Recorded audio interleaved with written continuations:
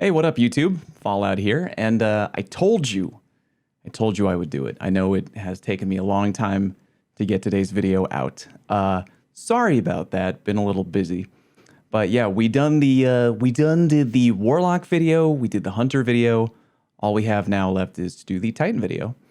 So I talked with a bunch of people and went over a lot of notes and recorded a lot of clips, and we can finally talk about what every Titan exotic in the game was and giving it a general overall ranking and kind of tier list review for both PvE and PvP. If you're new to the channel, do me a favor and click the subscribe button, and welcome to those who are new. By the way, today's video is brought to you by Apex Gaming PCs. You want to get an awesome high-performance gaming PC, but you don't know where to start? Don't even worry about it. Apex has got you completely covered. Hit the link down in the video description to check out their beautiful machines, and remember to use discount code FALLOUT at checkout to receive up to $250 off your purchase. Thank you, Apex. All right, welcome back to the content. Okay, here we go.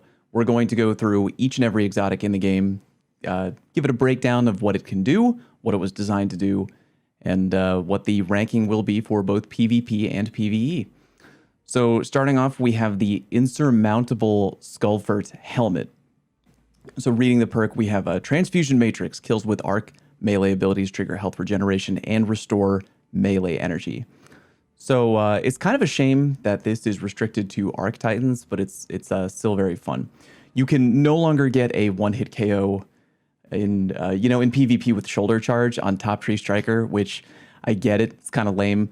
This used to be way more fun back in the day for abusing top tree arc titan. A lot of fun. In PvP, the play is probably bottom tree right now for abusing the perk Frontal Assault. You know that you get that damage buff of 20% and weapon stability. Very good perk. When I do play Titan, which isn't incredibly often, but I do enjoy playing bottom tree striker. Frontal Assault, terrific perk. I know you already have the perk. What is it called? Reversal on bottom tree arc. You get that health regen already. So I think that puts a lot of people off from experimenting with that helmet in bottom tree arc. But I mean, still, Frontal Assault. It's not a bad pairing overall. So also, you got Knockout, right? Yeah, you got that Knockout. Pretty fun ability for the bottom tree arc titan. Again, I get why people would be hesitant to pair it together. It's like, oh, you already get health regen. It's still a good pairing. You should try it out. In PvE, you have Death from Above with this helmet, which is a lot of fun, and you can abuse melee armor mods like what do you got? Hands on, anything like that. You could pair it together with a swashbuckler weapon. That could be fun. Might be rough in end game level content. In PvE, it does have harsh competition from other things, which we will get to. Limited, not limited to, but including the Falling Star.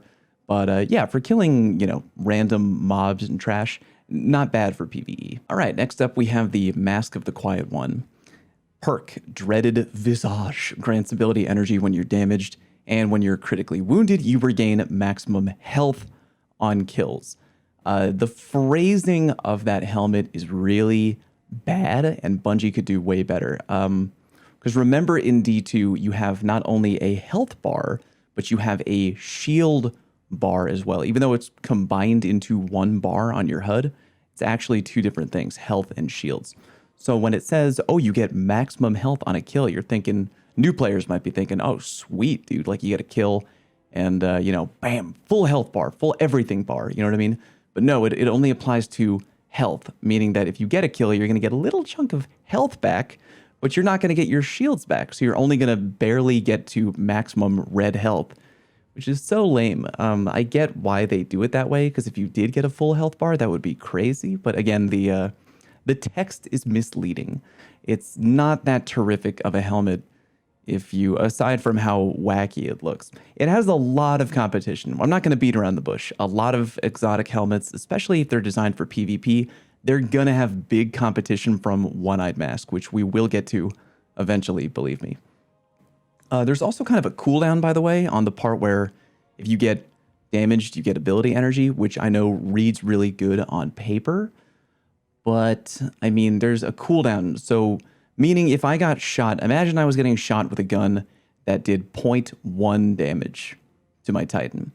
In theory, you would think that, oh, if I got shot by that a million times, I wouldn't really be bothered too much because it would only do very little damage. But hey, every time I'm taking damage, I'm getting ability energy back, right? Well, kind of. Like there's a cooldown. So every time you get shot by anything, anytime you take any kind of damage, you get a little bit of ability energy, and then a couple seconds have to go by before you are able to get more ability energy back, even if during that window of time you're taking a ton of incoming damage. So they are kind of limiting the amount that you can farm the extra ability energy, which I get why they're doing that, because if you imagine just putting on that helmet and go standing in a lake of Vex milk and you're just taking repeated chip damage and you're just like ability energy, energy, energy, energy.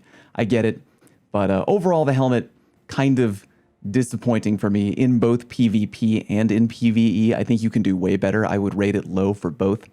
But who knows? We have Void 3.0 coming around the corner. I don't know. Maybe there could be a new interesting pairing. But for right now, I'm ranking it low for both. All right, next we have Khepri's Horn, maybe the worst looking Titan exotic in the entire game. The perk Solar Rampart. Solar damage kills recharge your barricade, which unleashes a blast of solar energy when summoned. All right, aside from how the helmet looks, actually shockingly viable in PvP. You have to do a little bit of interesting timing, but there's actually really two factors to it. Factor number one is that solar damage kills will recharge your barricade. And if you are wondering, if you're a new player, that does work if you have a solar weapon. Any solar weapon, get a kill, you're going to improve the recharge rate of your barricade, which is nice, even if you're not using the Fire Wave Activate part of the exotic, because having your barricade will frequently help you. So regarding the fire on the floor, it's kind of weird.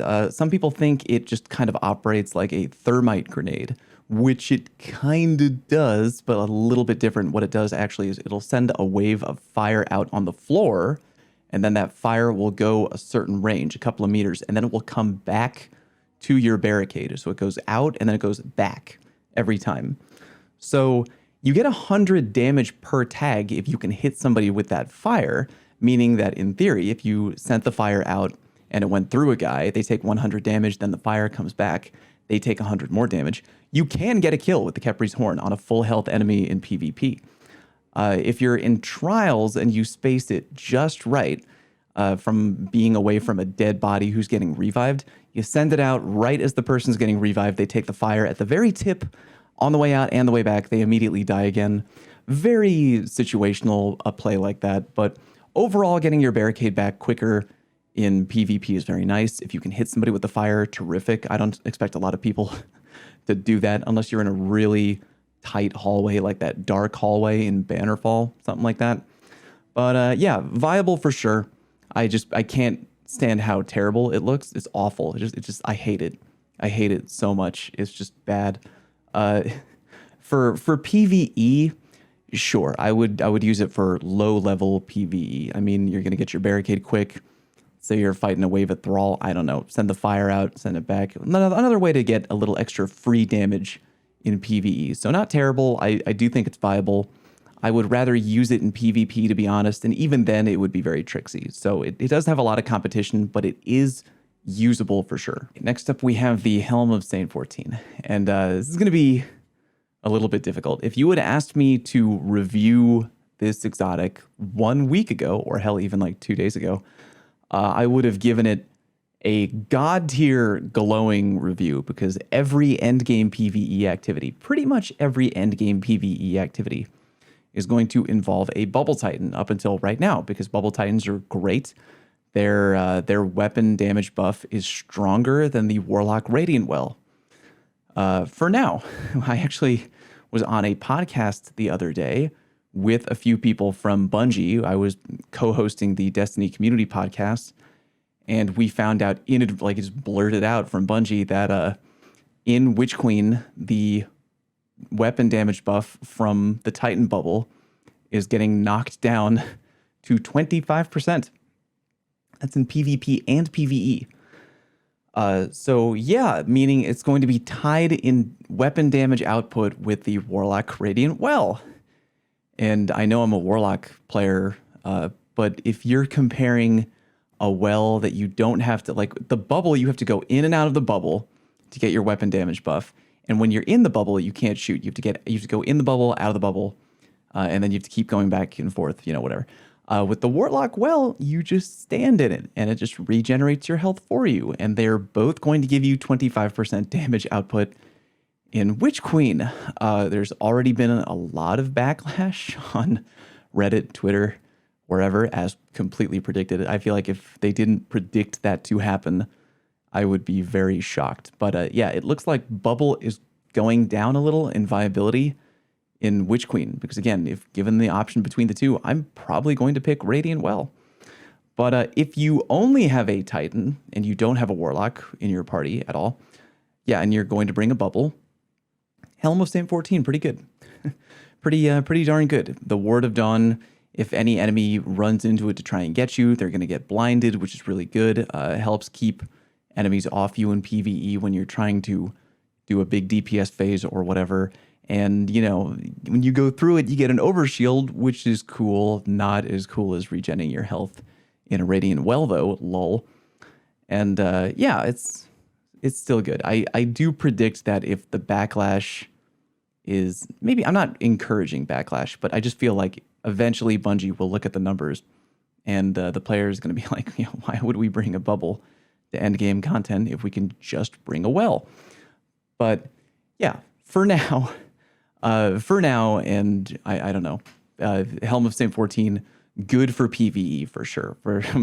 From now until the Witch Queen, you got like what, 11 more days as the recording of today's video, a couple more days for viability of Helm of Saint-14. We'll see what happens there. It's a really strange decision they did to change that. But whatever. I mean, now you have the instant activate bubble too. So maybe if you're getting overwhelmed in an endgame PvE activity, bam, insta bubble, get blinded to lol true combo. I don't know. It still will be viable for sure.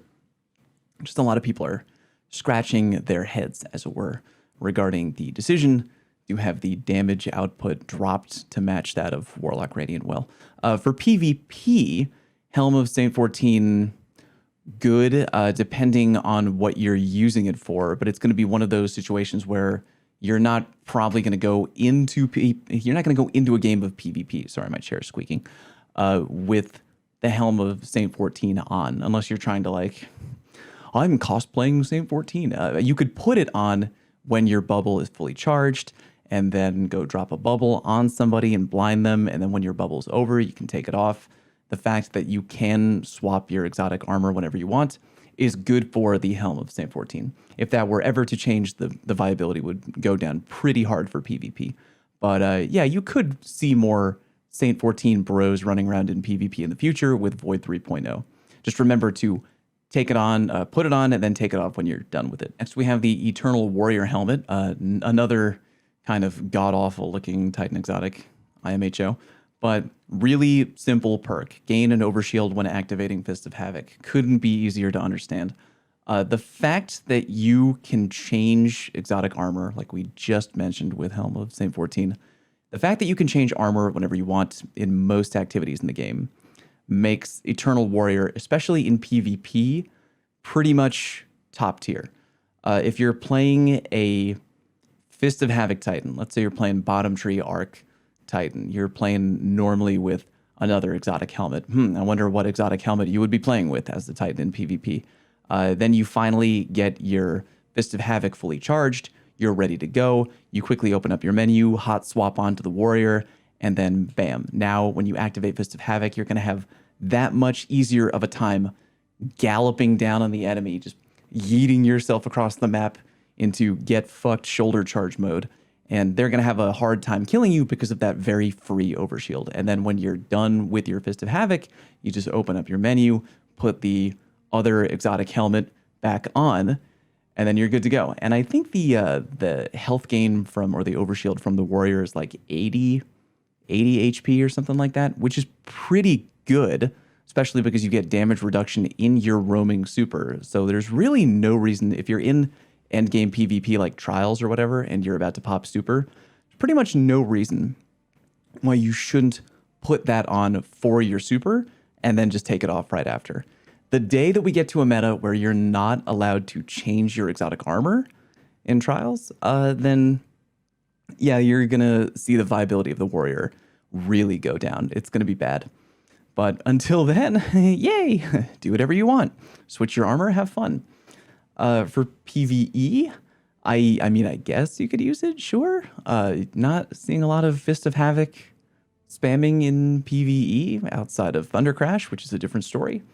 So I don't know, you can put it on if you want, but I wouldn't recommend it. I think it is pretty much designed only for PvP. Again, rated very high in PvP, but only because you can change armor whenever you want. All right, here we go. Let's get this over with. We have the One-Eyed Mask helmet with exotic perk Vengeance. Highlights the target who dared to damage you. How dare they? Track down and destroy them for an overshield.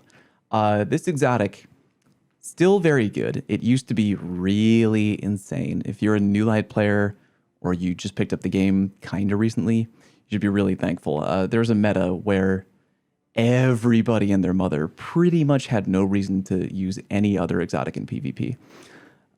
So anyway, we'll talk about it now. The One-Eyed Mask has a very high floor, meaning that almost any player, if you're a Titan in PvP, you can just put the helmet on and you can do fine. Like, you're not going to win games only because of the helmet, but it requires pretty much no thought. And it just rewards you straight up for playing the game like any person would normally play. You're not going to change anything about your playstyle. You're just going to try and get into gunfights. You're going to win gunfights. If an enemy damages you back and you win that gunfight, squeaky chair, then you're going to kill them. You get a free overshield. It's like, who is going to complain about that? Back in the day, it used to give you wall hack vision, which, why? But yeah, not anymore. Still get that free overshield.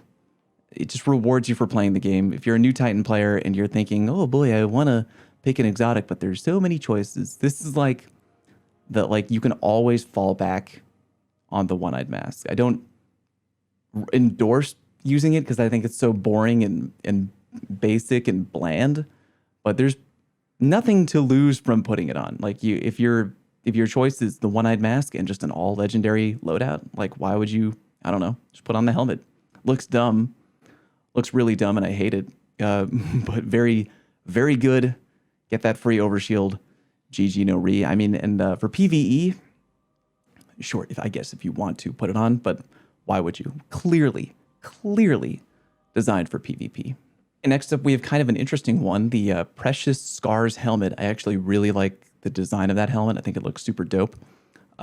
Special exotic perk here. Final blows from weapons with a damage type matching your subclass energy create a burst of healing around you. After reviving or being revived, you gain an aura that provides overshields to you and nearby allies.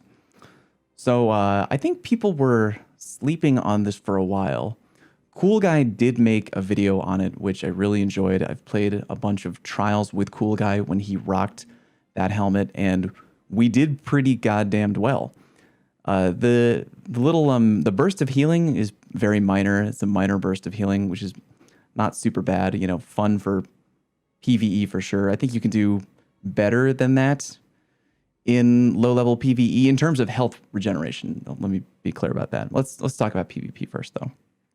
So in PvP, if you're trying to go flawless in trials for the first time, you could do pretty damn well with somebody on your team putting on the Precious Scars.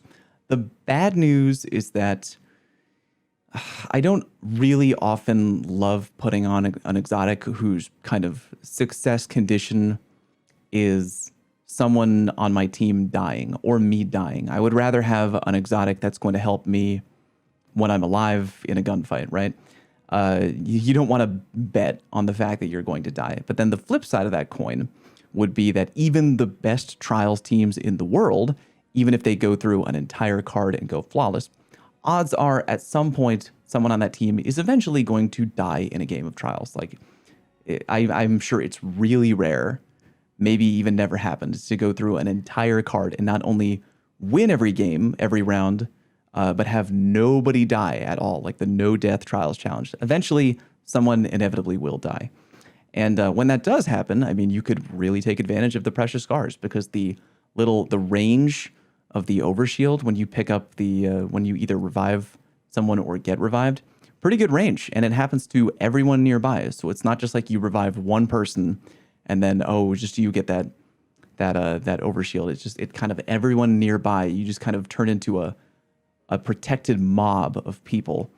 So you could just plan on eventually someone will die, and then you make sure that whoever has the helmet is doing the reviving, or if they were killed, then they're the one getting revived. And then you really have to take advantage of that window you have. You get that overshield, you got to push together hard. So I think it is absolutely viable in PvP. It again, very strong competition in the exotic helmet department for PvP. But if you're struggling with trials and you want to maybe try something new, this really could help you out for sure. In PvE, the health gain is minor, but even still, I think that there is potential here for something like, I don't know, a day one raid race, which we have one coming up right around the corner. Day one raid races are really hard. And with the, what is it called? The contest multiplier, the enemies are going to hit you really, really hard. So you might be having a lot of people on your team dying and in need of a revive. And this helmet could help you out in the neutral game. So I don't know. I think if you're planning for a day one raid race or something like that, I think you should have this in your back pocket. It definitely could help you. I know it has competition from other stuff, but still overall viable. Alrighty, next we have the Feedback Fence. Fury Conductor. Melee hits build energy. Being struck by a melee attack reduces incoming damage and unleashes the energy in a devastating explosion. So I just want to put it out there that if you're in PvP for like a really long time, I actually don't know if it's still doing this. It probably is, but if you get killed and there's a note on your HUD that like, oh, you were killed by the Feedback Fence, like 9 times out of 10, it's actually a bug and you were killed by the Dune Marchers. For whatever reason, the game was coded in a way that the electric attack from Dune Marchers will show up in the feed as you getting killed by feedback.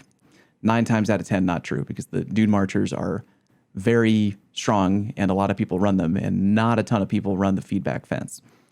So let's talk about it. Feedback Fence, it's not bad.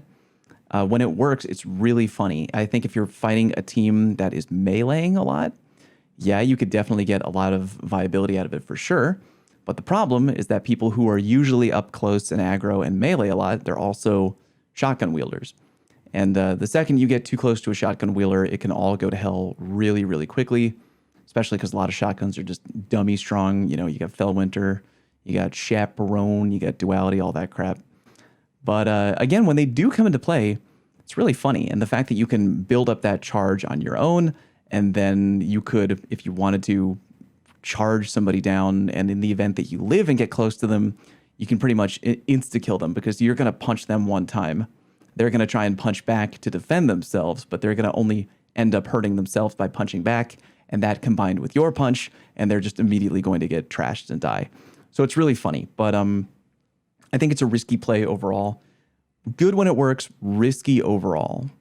I would say that, I don't know what she's doing out there. I would say that it is viable, but I think there are other exotics that you should probably pick if you're a new player. It would take a lot of time and dedication to make that build work. I hate this chair, man. I'm sorry. I love this chair, but it's like, I need WD-40. Y'all can hear that, right? Sorry. Easily distracted. PvE. Talk about the feedback fences in PvE. Definitely very viable for situations where you're fighting a lot of low-tier trash enemies like Thrall. Thrall are big with the feedback fence. They eat them for breakfast. Love it up. But yeah, Bungie has made attempts in the past, by the way, to prevent people like me from AFK farming the Thrall way by, you know, toning down certain things like the feedback fence or whatever, the reactive pulse, I think it's called, armor mod. But you can still use the feedback fence, last time I checked, to AFK farm the Shattered Throne without a macro. No macro required. I know that using a macro can be risky, because I've heard that Bungie doesn't like them and will try to get you in trouble if you use a macro. That's what I heard. But yeah, you can AFK farm with the right build and the feedback fence. Made a video on that a long while ago for, what was it, The Dawning? Can't remember. But yeah, it's somewhat viable. If you're going into like endgame PvP, not bringing the feedback fence at all, because if you're up close and you get touched, if you're in endgame PvE, you're probably going to get clapped. You're going to get ground pounded or something. Even a little teeny thrall in a Grandmaster Nightfall, one whack, he'll try and take your head off. So yeah, fun and interesting, but overall, I think you can do better. Next, we have the Doom Fang Pauldron. We got Horns of Doom, great name for a perk. Void melee kills give super energy, and when Sentinel Shield is active, melee kills recharge shield throw, which will extend your super on a hit. So there are two things that are really going for the Doom Fang Pauldron in PvP. Thing number one is that you can take off exotic armor and, put on exotic armor at any time, like the Eternal Warrior. And you also have the fact that Void 3.0 is literally coming right around the corner. Those two things are going to push Doom Fang Pauldron up for sure in Witch Queen. If you're a Sentinel Titan and you want to get your super a little quicker, you could put it on early if that is your game plan. Not a bad idea. I do think that the roaming Sentinel Shield is in a pretty low tier. I think it's in tier 2, meaning that it takes a while to charge up to full power. So you could even use it in the neutral game if you want to get your super quicker. On top of that, if you don't want to use it that way and you want to use something else, like, I don't know, One-Eyed Mask, you could, when your super is fully charged, you could put on the Doom Fang Pauldron for free with no penalty. And, you're going to get a better roaming super experience overall. You're going to get your shield throw. It's going to extend your super on a hit. All that crap coming with Void 3.0, which is going to make the entire experience just better for roaming supers overall. TLDR, Doomfang Pauldron viability and strength totally going up in the Witch Queen after the release of Void 3.0. Bet on it. Oh, and PvE. Sure, why not? Yeah, you can get your super quicker. Maybe if you wanted to do some kind of build where you would pair it together with a weapon with Thresh or something like that to really farm your super energy very quickly, sure. But I think it was more intended for a PvP role, but again, it certainly is viability in PvE. But I think it will have competition from other exotics that will buff things like Bubble, even though the Bubble weapon damage is going down. It'll still face good competition from exotics that support Bubble.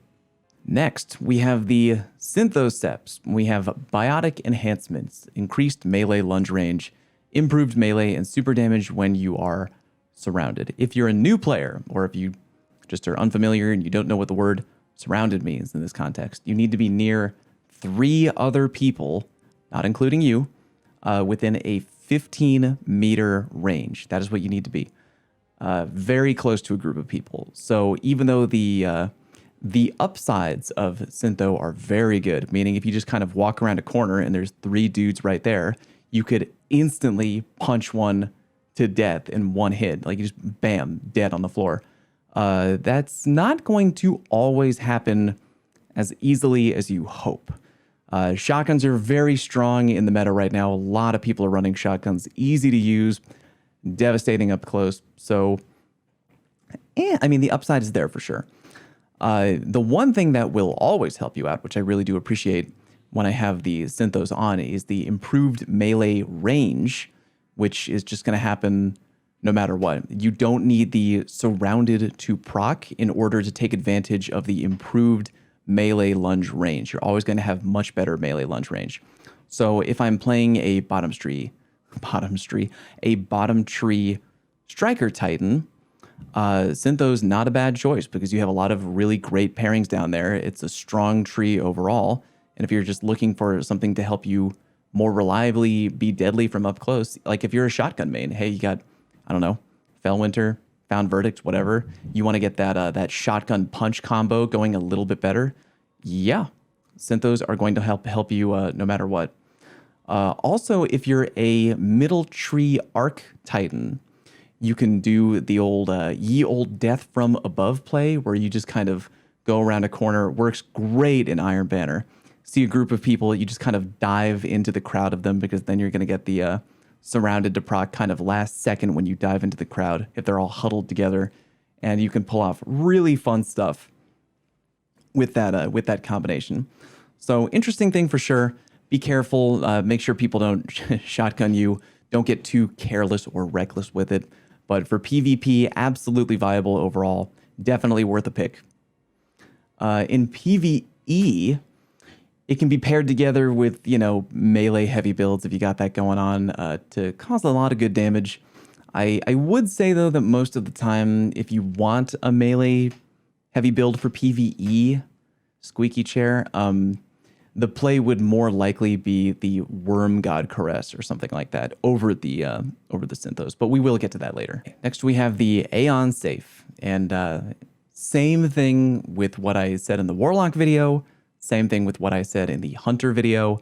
The Aeon Safe, if you're a PvE player or if you're a new player getting into PvE, you want to dabble in endgame PvE content, especially something like a Grandmaster, Nightfall, a dungeon, even a raid, there is pretty much no downside to putting on the Aeon Safe. It is a guaranteed top-tier armor contender for endgame PvE, and unless the ammo economy changes or the gauntlets get some kind of nerf, it will always be that way. You just have a lot of interesting things that you can do which are guaranteed. Absolutely the most popular one being to equip the Sect of Insight. And every time you use a finisher on an elite, you generate special ammo for your fire team. When you use a finisher on a boss or mini boss, you generate heavy ammo for your fire team. So those two things alone are incredible. A way to deliver guaranteed heavy ammo for your team, there's no downside. It's free. And like, how often can you just use a finisher on an elite or a mini boss or whatever? Like, it's just easy. Put that on if you don't know what to do in endgame PvE content. Again, no reason to not have this somewhere in your vault for any character. It doesn't matter, Titan, Warlock, Hunter. Always have a good roll on the Aeon Safe somewhere, and high tier, god tier for PvE without question. For PvP, I'm going with no. I don't know. Maybe there might be some kind of weird, crazy play, like how you have Sect of Force with the beefed up reload speed or weapon swap speed. I mean, like maybe, but again, strong competition in the exotic department for PvP. So I'm gonna say no, ranked low for PvP until I can figure out some meta way to use them. But they're IMO designed for PvE. Next, we have the Ashen Wake. Love how they look. Bring the heat. Fusion grenades now explode on impact and gain increased throw speed. Final blows with fusion grenades grant grenade energy. So it's really easy to tell you what I think of the Ashen Wake. It is a meme in PvP. In PvP, it is a meme, but it is a very fun meme. And if you actually manage to get it going, you can really, really embarrass people and have a lot of fun. It's in the hands of a very good player, it's going to be unbelievably destructive. But again, it's not the easiest in threes, especially. It's very difficult to set up. You might have much more success in Iron Banner or Control or whatever. But yeah, it's just really funny. If you go on YouTube or Twitter or wherever and look for clips for Ashen Wake. Oh, I'm so tired. Sorry, I need water.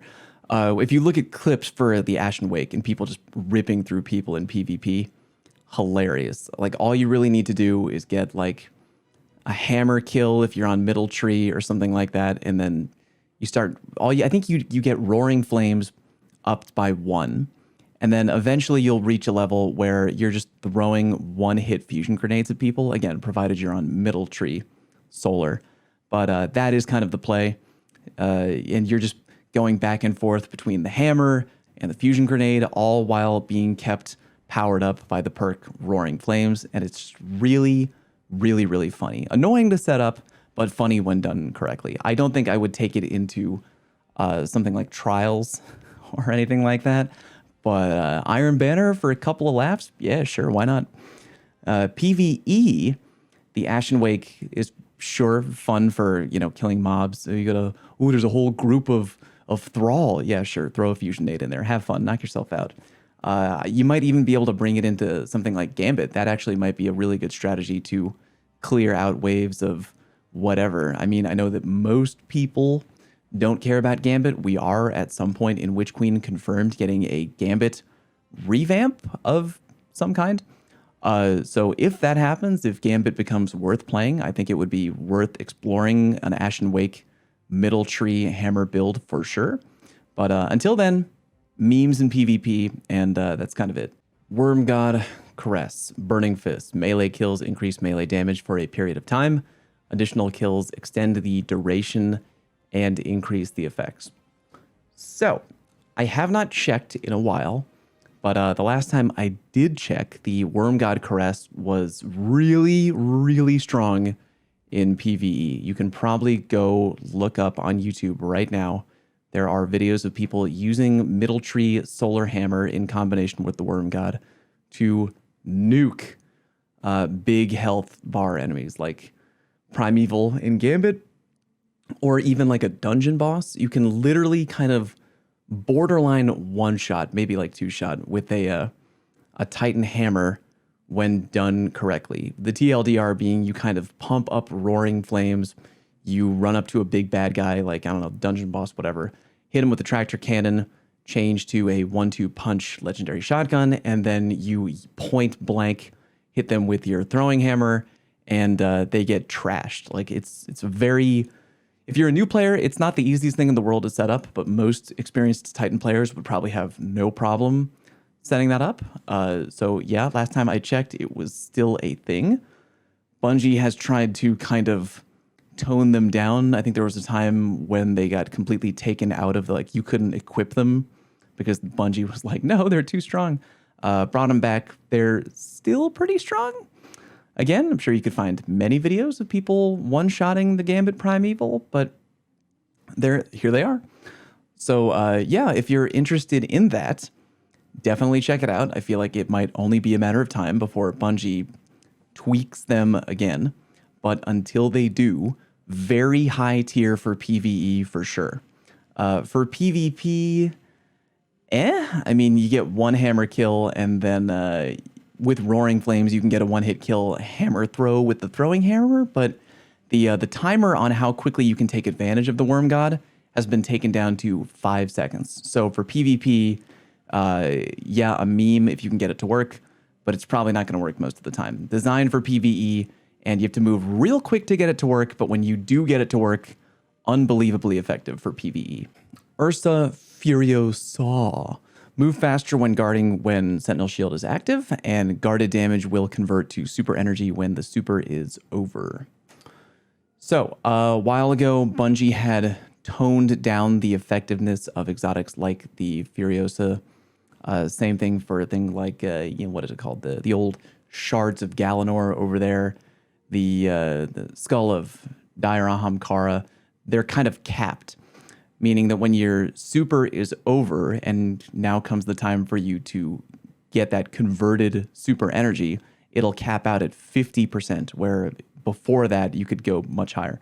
But even with that cap of 50%, still pretty goddamn good. You can go into a Grandmaster Nightfall, you can go into a raid or a dungeon and take advantage of the Ursa Furiosa to keep your teammates alive, do the old shield shoot through it technique. And yeah, that'll actually be pretty sick. The fact that you get your energy back for pretty much doing nothing, because the PvE enemies are dumb. They're going to be shooting you no matter what. And the fact that they're shooting you, you're just going to get that super energy back for free. So if you're a new player and you're trying to dabble in the game of endgame PvE content, absolutely check out the Ursa. If you're struggling with certain Grandmaster Nightfalls, put it on. Again, you can, if you have multiple people using exotics like that for rechaining your supers over and over, you can make a lot of difficult activities much, much easier. PvP. So back in the day, there was a time where I played a lot of Middle Tree Void Titan in PvP, in Trials. And the reason I did that is because the Middle Tree Void super is unbelievably good at 1v1ing other roaming supers. Pretty much you could hold your roaming super until they would try to attack you with theirs. You counter pop with your banner shield, And if you get them in a close range 1v1, it's instantly over. They will die. But then I kind of had to stop doing that because Stasis came out. And Stasis dunked really hard. OG before the nerf. It dunked really hard on my beloved middle tree Banner Shield Titan. But now that Stasis is kind of getting toned down, especially Shatter Dive has taken a big beating, good. It might be time for me to experiment more with middle tree Void Titan in Trials in Witch Queen, especially with Void 3.0. So I think that you could absolutely get good viability out of the Ursa the same way that you could get viability out of the Eternal Warrior. So just play the game, and when you finally get to the point where your super is ready to go, then slap on the Ursa. 1v1 another super, or just pop off if you want to. I mean, most PvP players might not know what you're doing. They might not instantly be aware of the fact that you have put on Ursa. Smart players might just run away from you no matter what. But if you do get shot, then you're going to get a whole lot of super energy back, and you're going to maybe be laughing all the way to the bank. I think they are absolutely worth a try in Void 3.0. I'm going to give it a shot, and I think you should too. Next, we have Stronghold. Maximized guard stats on an equipped sword, and shots blocked immediately after guarding will heal you. So for PvP, the Stronghold is without question meme tier. The only people who put on the Stronghold exotic do so deliberately to fuck around with other people in PvP. I mean, like, if you're playing Trials and it's the power round, sure, you can put it on. You could just as easily not equip a sword and pop off with, I don't know, Wardcliff Coil or whatever. But yeah, most people, I want to say like 95% of people who are rocking the Stronghold in PvP are doing it because it's funny.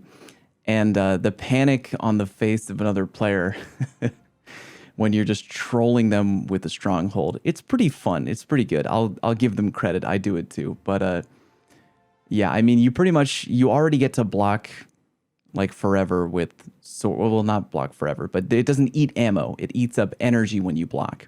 But with the Stronghold, you can pretty much block forever because you maximize the guard stat. And yeah, it's just hilarious when done correctly. If you want to really be a jerk, you can pair it together with any legendary sword that might have the Duelist Trance perk on it for extra hilarity. But yeah, definitely a troll exotic. Again, I'm sure there are some people who genuinely do think it might be the best option for power round in Trials. No idea. But yeah, give it a whirl if you want to be a jerk.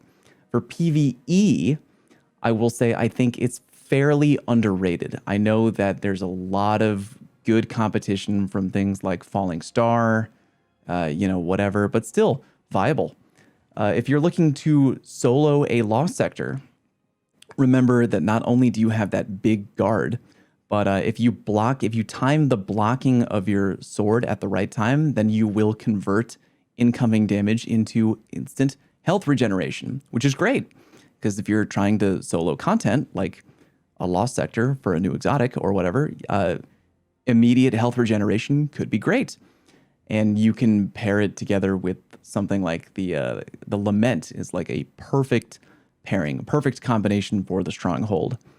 Terrific sword, and it pairs well with, you got armor mods like you got Loosened Blade, you got Passive Guard, you got Disrupting Blade. I know the two of those are dependent on your artifact, but still, great armor mod pairings when it works right, and I think underutilized for PvE for sure. Citan Ramparts, God help me.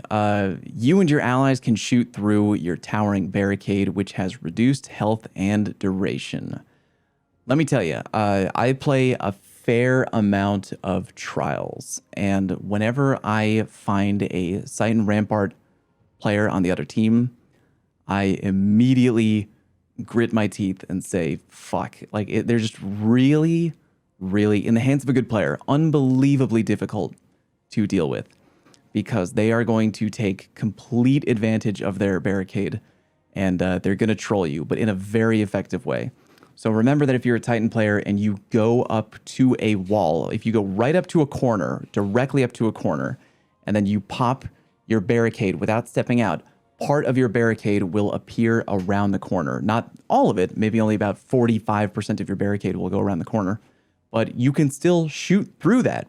So with the Citan Ramparts, if you use your barricade correctly on corners, you can just pop out into a lane for free without getting shot, and you can shoot back. And if you're a really good sniper, or if you're a completely average player with an overpowered exotic linear fusion rifle that is way too good, you can be a real nightmare for other players if you are using the Citan Ramparts and you're really beefing up that resil to get your barricade back as quickly as you can. Complete nightmare. The only downside is that they can be broken very quickly because, again, shorter duration, smaller health pool, you can break them, which is not good. But the people who are good enough to play around that disadvantage, it's not going to bother them. Again, they're just going to drop it on the corner, peek out, Lorentz driver, bam, in the head. The round is pretty much already over because now you're down 3-2 in trials, and they're just going to swarm in and collapse on you. It's for PvP tier, I really don't think, if you're a new player, you might be like, wow, he's giving it a lot of, maybe too much credit. I don't think I am. They're incredibly effective when used in the correct way in endgame PvP, and very easy to use. For me, S tier for PvP. In PvE, sure, I think that if you're in new content, maybe if you're trying to, I don't know, like day one, a legendary lost sector in Witch Queen, it might be helpful just because everything hits you really hard and you want to peek out to challenge a champion without getting completely nuked.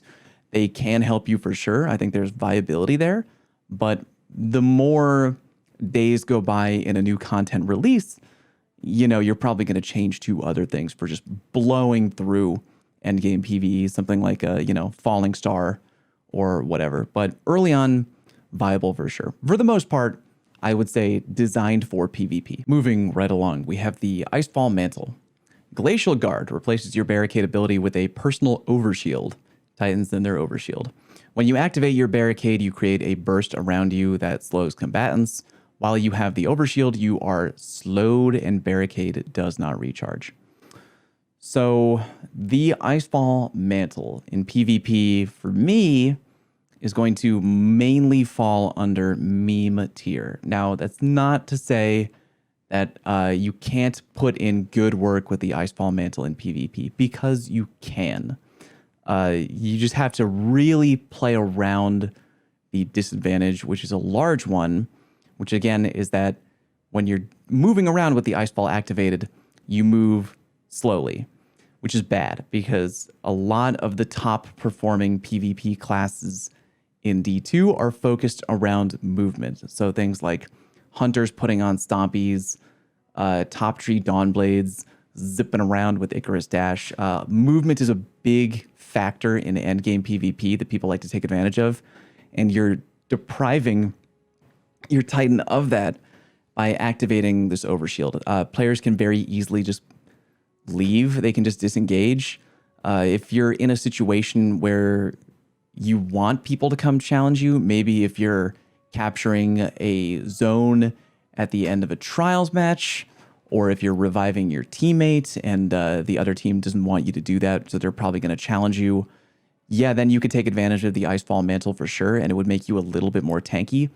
I just think that there are other ways that you could do something similar that wouldn't hurt your movement. And I don't know, something like Whisper of Chains for stasis, drop a Glacier Nade, and now you have incoming DR, and you're not slowed, and you can move around, and I don't know, it's just, it's interesting for sure. I don't think they're super bad. I've definitely seen a bunch of plays where people have made them work for sure.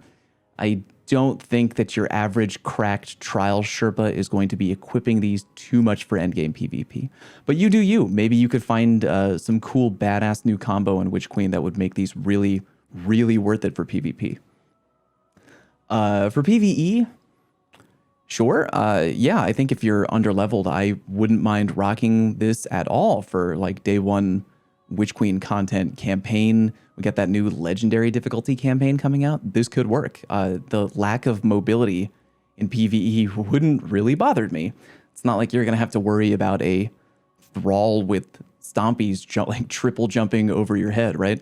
The mobility probably won't hurt you as bad in PvE. So I say for PvE, especially for new content, hell, maybe even like the day one raid, I don't know, before the boss fight for sure, you could try it out. I don't think you have much to lose. Viable for new stuff, maybe when the meta gets more fleshed out.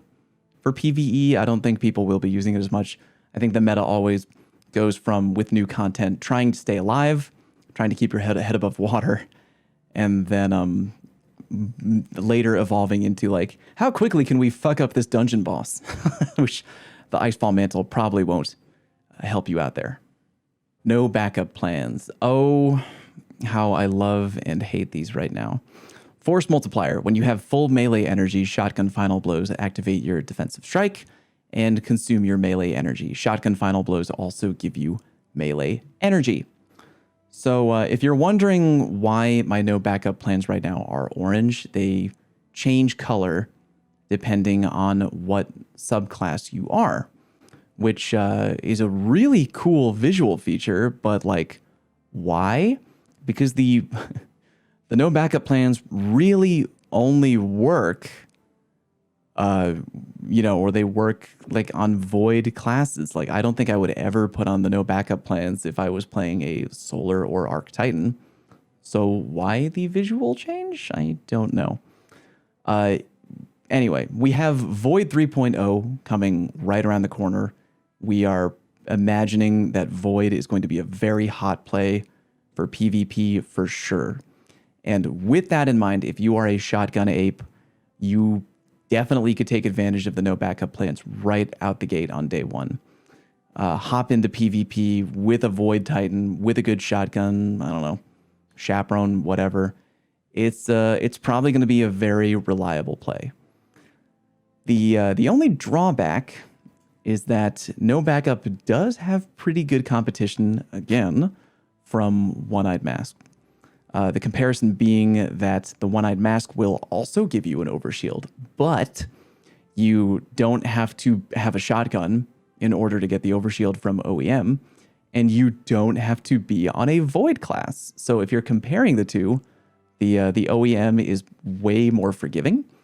The only difference really being that with One-Eyed Mask, the other dude has to shoot you first, and then you have to, well, not first, but they have to damage you, and you have to win the 1v1. Whereas with the no backup plans, you could just chaperone some dumb jabroni in the back of the head and get a shield immediately. So I don't know. I think, I definitely think it's a play for sure. If you're a Void main, I think with Void 3.0, there's going to be a lot of new combinations opening up that a lot of people are going to have fun tinkering with. I do enjoy them right now. Again, yeah, you got the competition from OEM, but the same thing could be said for a lot of exotics.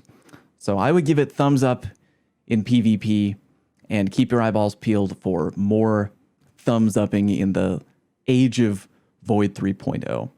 For PvE, though, I would probably say no. Could you put it on and, yay, get an overshield for shotgunning mobs? Yeah, sure, why not?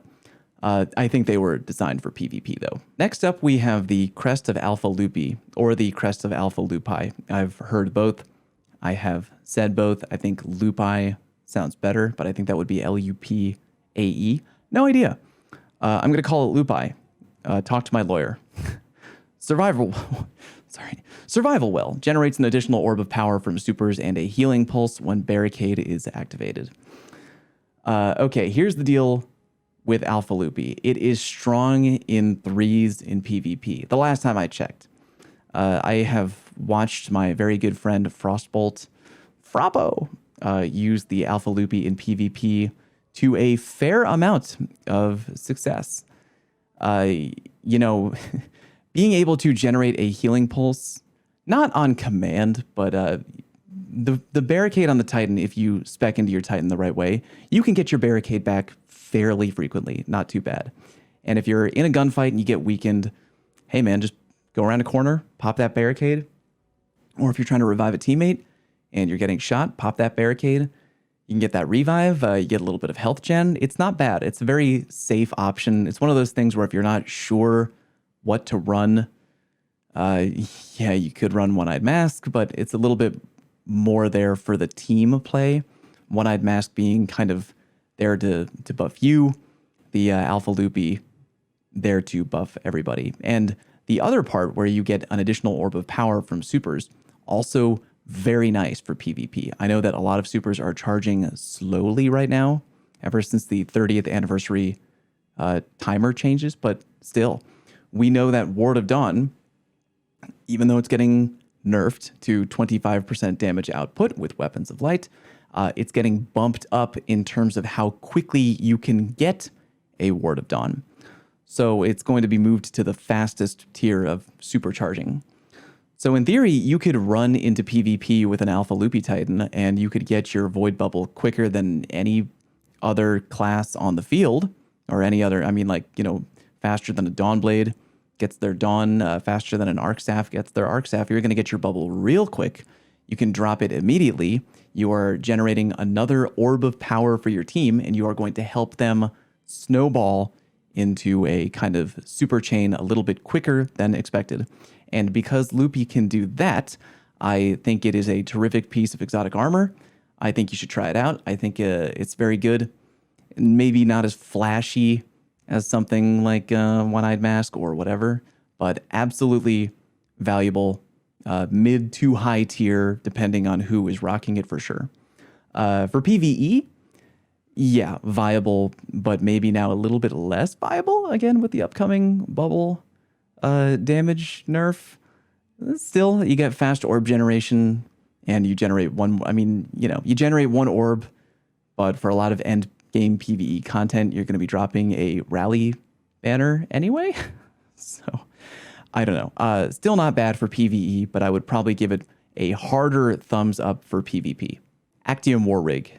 Steadily reload a portion of your equipped auto rifle or machine gun mag from reserves. So in the right meta, in PvE, the Actium War Rig is really, really good. That meta pretty much being the Xenophage. Unfortunately for the Actium War Rig and for the Xenophage, the Xeno got nerfed. And is it still good? Yeah, but unless we get some kind of armor mod in the future where machine guns get some kind of buff, I don't imagine the Xeno coming back unless it directly gets some kind of exotic buff in the future. But if we're ever in a future where we are either in a machine gun meta for PvE or if we're in a Xenophage meta for PvE, then yeah, the Actium War Rig is going to be hot. You can dish out a bunch of damage and the weapon will continuously, not fully, but like you'll partially reload over and over and over, drastically reducing the amount of time that you will need to waste by reloading. So that is what it is good for. Right now, I think it's kind of sitting on every PvE Titan player's shelf as we wait for some kind of machine gun meta to return. For PvP, not completely garbage, not completely useless, but I don't want to run it if I'm playing a Titan. I think there are much better options out there that you could very easily take advantage of. Even if we were in an auto rifle meta, I would hesitate to put on the Actium War Rig in favor of something like One-Eyed Mask. Or, I don't know. You can, if you want to be a funny little troll, you can put on Actium War Rig and the Sweet Business. That is always a classic, tried and true troll combo. Very funny for sure. But for right now, kind of collecting dust, only being used as a meme in PvP. And so it shall remain until we get a new artifact mod or some kind of change in the sandbox. Alrighty, next up we have the Hallowfire Heart. Sunfire Furnace improves the recharge rate of your solar abilities. Greatly improves recharge rate when your super is charged. So aside from looking really cool, I think the heart is not going to be really tremendously viable in PvP unless you are a Solar Titan main who really enjoys just constant ability spam. And even then, I mean, like, I don't know. I would probably rather use something like the Ashen Wake if I'm down with Solar Titan ability spam in PvP. And the second part of greatly improving your recharge rate when your super is charged, yeah, that is cool. But again, remember that the super timers got changed a lot with the 30th anniversary. So now a lot of Titan supers are recharging very slowly. So kind of a bummer if you were a fan of the Hallowfire Heart. Hallowfire, Halo, whatever. And yeah, so for PvP, I would probably avoid it if possible, unless you're really dedicated. For PvE, could be fun for something like Gambit, maybe. Maybe just kind of speccing out your strength and discipline to the point where you're just nonstop spamming abilities in Gambit to try and clean up waves way quicker. Again, I might still prefer something like the Ashen Wake, but I don't know. There could be potential there. Especially depending on what the new meta brings. If we get any interesting new artifact mods, could change things for sure.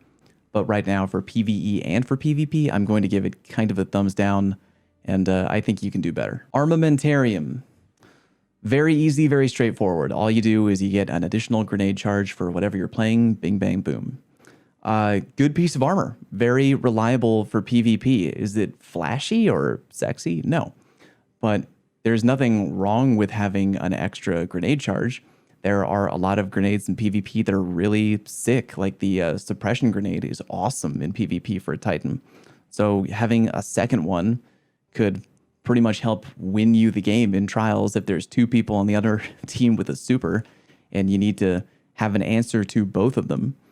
So situational for sure, but well, depending on the nade you pick, it is situational. But for other picks, not situational, just spam grenades. You could get 2 thermite grenades. You could get 2 whatever. I mean, not bad. If you're looking for a straight boost to your neutral game with no real complication, go for Armamentarium.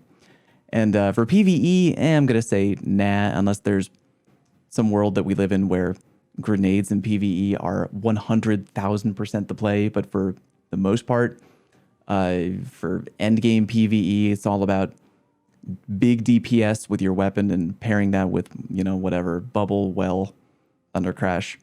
So I would say save it for PvP, but definitely viable for sure. Very straightforward, very easy. Heart of Inmost Light. Okay, back in the day, this was really, really good because let me read the perk first. Using an ability empowers the other 2 abilities. Empowered means abilities have faster regen, melees and grenades do more damage, and barricades have more hit points. So the play on Heart of Inmost Light was to put on a middle tree Solar Titan, or maybe just, I guess, any Solar Titan, but a lot of people did middle tree. Essentially, you would pop a barricade, and now that you've popped a barricade, you've powered up both your melee and your grenade. And with that one level of power up, you could throw a fusion grenade, and it would immediately kill somebody, which is really, really strong. Thankfully, Bungie caught wind of that, and that got knocked back to the goddamn Stone Age. I know a lot of people had a lot of fun trolling and dicking around with the Heart of Inmost Light. I get it. But yeah, man, you know to one-hit kill fusion grenades in PvP. No, thank you. We've already lived through Destiny 1 Year 3 PvP one time. I don't think we need to do it again. So yeah, it was funny. It was trolly. It's been kind of butchered since then, which I think is for the best. And I think it was designed for PvP as well. So for PvE, I'm not going to put it on at all. But yeah, so kind of bad right now. And you know what? Totally okay with that. Rating it low tier until maybe a new meta shakeup or unless it gets a buff. But yeah, I'm going to go with no. Severance Enclosure. Powered melee final blows unleash a damaging explosion. Finishers and final blows against more powerful targets increase the radius and damage of the explosion. So for the enclosure, start with PvP. Can you make it work? Yes. Is it a meme? Kind of. Depending on how much you go in there and melee other people. The explosion that happens when you melee somebody is really good, actually. If you finish somebody with a throwing hammer, which does proc the enclosure, boom boom, Like if someone is nearby, you can flat out get a one-hit kill on another enemy guardian if they are close. So in theory, you could do a situation in something like Trials where you're intentionally baiting a revive. They revive the other person, you instantly get them weak with like sniper shot or something, follow up with a hammer throw, get the kill, and then bam. And even if they're not super close, it's like 150 damage within several meters of the person who you meleeed to death, which is really funny. I think you can take a lot of people off guard with the enclosure in PvP, but of course there are other exotic options that are way easier to pull off. They don't require as much focus or memory, but viable for PvP. In PvE, definitely way more viable. You are so easily able to take advantage of the exotic perk where you just, melee somebody, get a kill, bam, explosion. If you use a finisher, which is really easy to do, especially on a higher level enemy, the bigger the explosion. And the enclosure pairs really well with a lot of great armor mods for PvE. You got melee Wellmaker, you got hands-on for more super energy, you got overcharge Wellmaker, reactive pulse with that secondary factor that you get the overshield when doing a finisher, well of striking. You can make a really fun build with a lot of armor mods and then just going in and intentionally trying to use finishers on people to make the room go boom. I think people sleep on the enclosure for sure. I'm going to try to take more advantage of it in the Witch Queen. Oh, look who it is, the Falling Star. Yeah, shocker. This is really good. I'm getting ahead of myself. Greatly increases your thunder... Do I even need to read the perk? Greatly increases your thunder crash impact damage. Gain an overshield that lasts longer the further you travel before striking a target. Okay, Falling Star. PvE, which is 100% what it was designed for. It's very, very good. Dummy good. Like god tier, unquestionable god tier good. You are beefing up the power of your Thunder Crash by, I think, 100%. I can't remember. I think that is the number. You are essentially doubling the power of your Thunder Crash, I think. Last time I checked. Super, super strong. And requires really no thought. Thunder Crash is already a very strong super. If you're trying to farm an activity and you just want that extra big chunk of burst damage, why not put on the Falling Star and Thunder Crash everybody in the room? Especially now that in Witch Queen, we know that the Titan Ward of Dawn is getting the weapon damage reduced to 25%. The viability of Bubble going down a little bit. Guess what's probably going to go up a little bit? Falling Star. If you're going to do a dungeon farm and you already have a Radiant Well Warlock on your team, what the fuck do you need a Bubble for? You already have the 25% extra weapon damage, which is now going to be the same as a Bubble.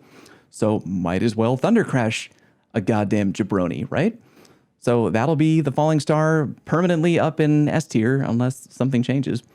And for PvP, shockingly not awful, but again, only because you can change exotic armor whenever you want.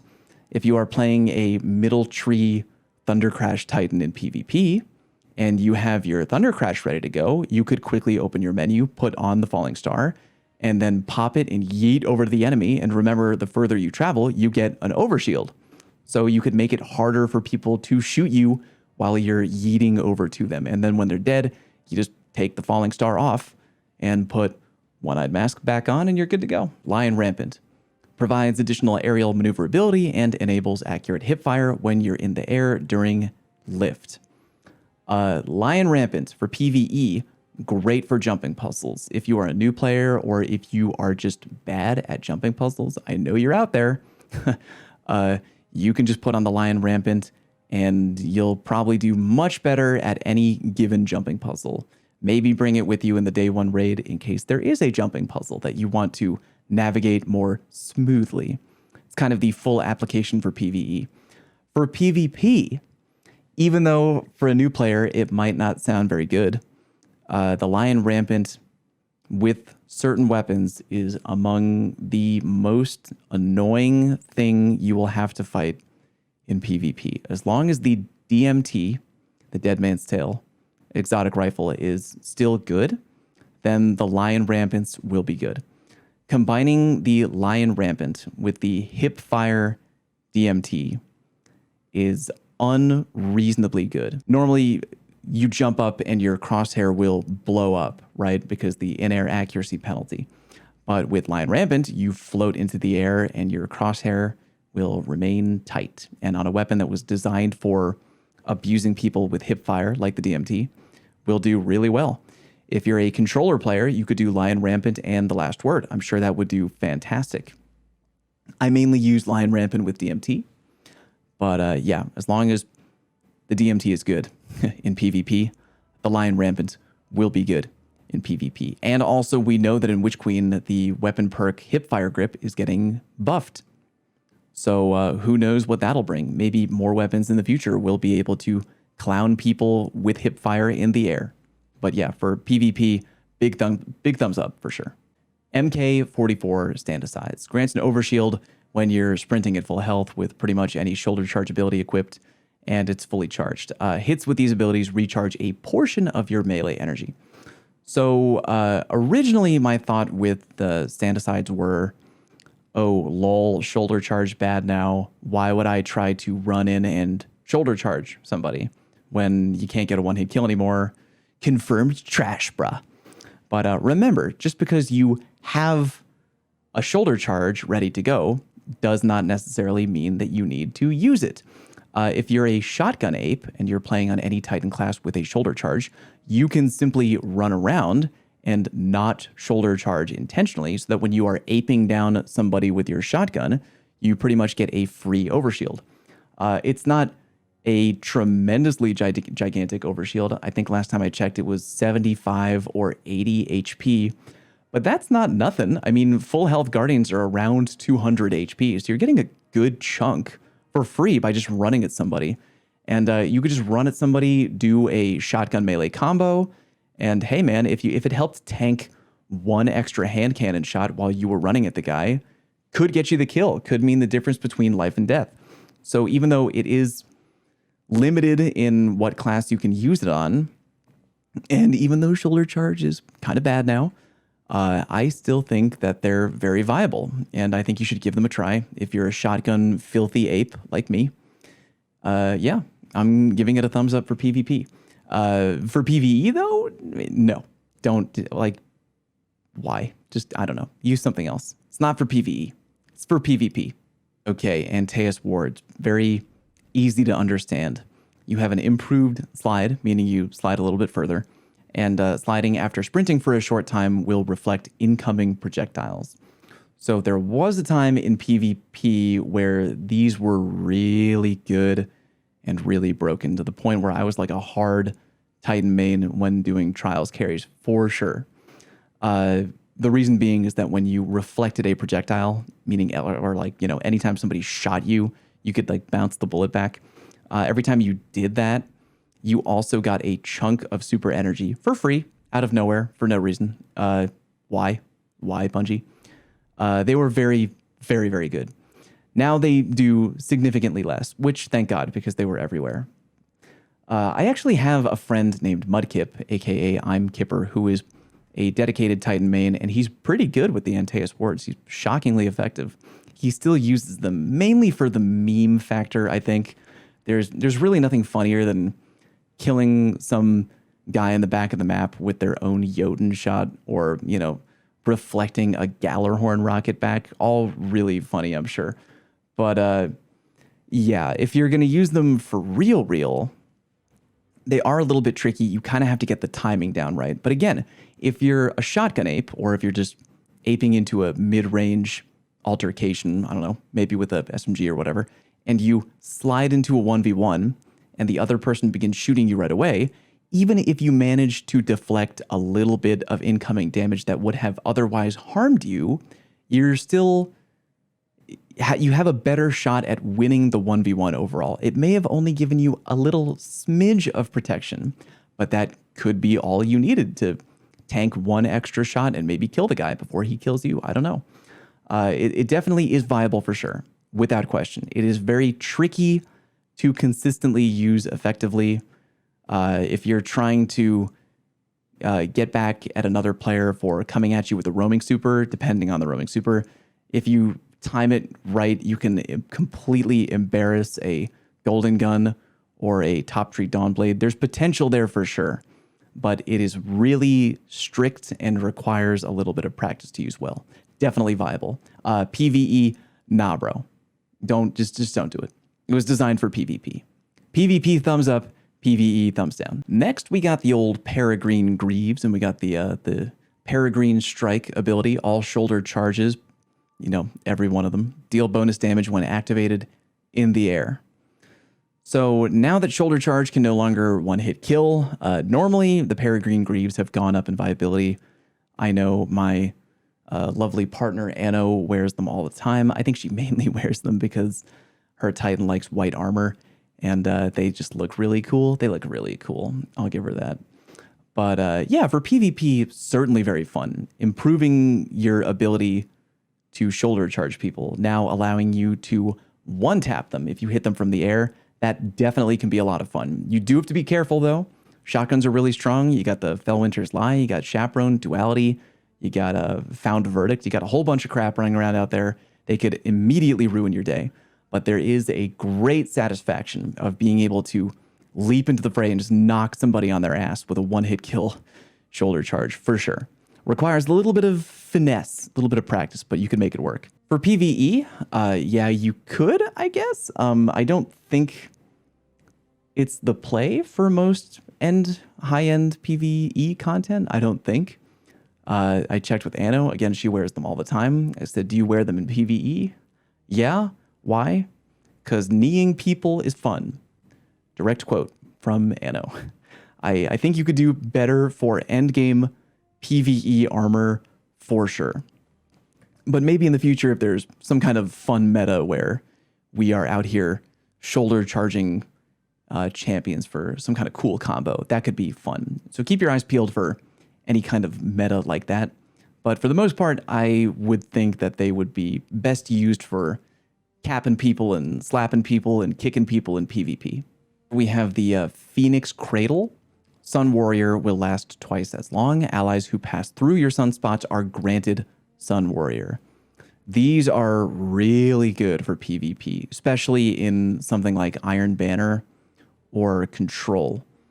You're essentially giving teammates the ability to get a free weapon damage buff as long as you have activated a sunspot somewhere on the map. They just run through and they get, their ability, the ability regen will improve and they get the damage buff. And I think the damage buff is like 20%. Last time I checked it's like a long amount of time. Let me just check my notes really quick here. Yeah, 20% don't have the duration here. Don't have the duration, but 20% damage. You're giving them Rampage ×2 for free for just walking through your sunspot. Nothing to sneeze at for sure. The only downside being that if your teammates don't know that you're running Phoenix Cradle, they might just avoid a sunspot out of habit. Like if you go into Iron Banner and your Blueberry teammates like, ooh, sunspot, I don't want to go in there. They could be unintentionally ignoring a huge buff. But if you're running with a team that you're like, hey, by the way, I got the Cradle on, then yeah, you could rock the house depending on what you're bringing to that engagement. And for PvE as well, not bad. It is definitely way easier to activate a sunspot in PvE than it is in PvP. The AI enemies are dumb and easy to kill, and you can light them up with your abilities. Sunspots everywhere. Yeah, I think that a lot of people for PvE endgame content are probably going to lean into more stuff like the Falling Star, which again, I don't blame them for, but the Cradle, absolutely viable for PvE for sure. Okay, next up we have the Peacekeepers with the Mecha Holster. Reloads stowed SMGs and allows you to ready them instantly. Improves your handling with SMGs and your movement while wielding one. If you're a new player, that might not sound like a lot, but the Peacekeepers for me in PvP are ranked incredibly high. I think that there are three really good SMGs in PvP right now. You have the Multimach, you have the Shayura's Wrath, and you have the Teraba, which, by the way, is getting a buff in the Witch Queen, which I think is a dumb decision. You can just absolutely murder people with Teraba. I think Bungie is going to regret buffing the Teraba, but that is neither here nor there.